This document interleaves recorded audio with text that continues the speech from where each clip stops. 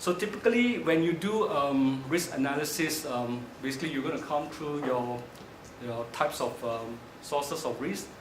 You can identify this based on what is common.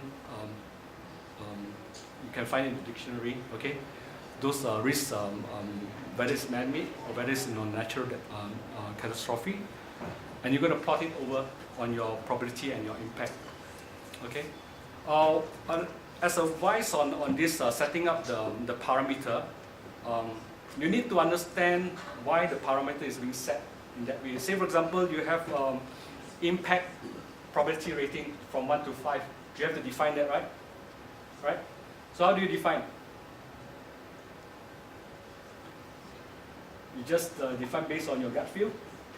Or do you have numbers to support? So what your colleague in the ERM team, they probably have some methodology behind this.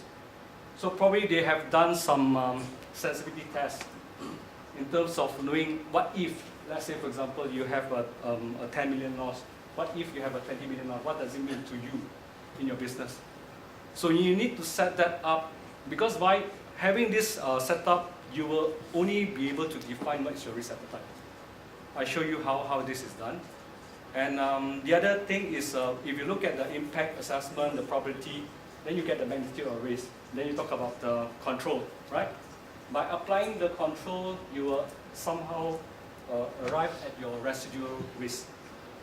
So what is residual risk? It is so-called this understanding is the gross risk, less the control, then you get your net risk. I'm going to redefine that. See whether you have any input on that also. So when you do your risk analysis, basically you need to define your color coding. This color coding is not fixed. It's up to your organization to define the color coding. Okay, although this is a 5 by 5, doesn't mean that whatever thing I plotted on the right quadrant is red is red. You define it, you know. It may be, if you are more conservative, your red color will be more, if you're conservative. Okay?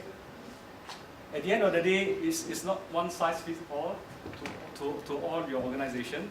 So you need to define what is acceptable, what is within your tolerance, and what is exceeding your risk tolerance.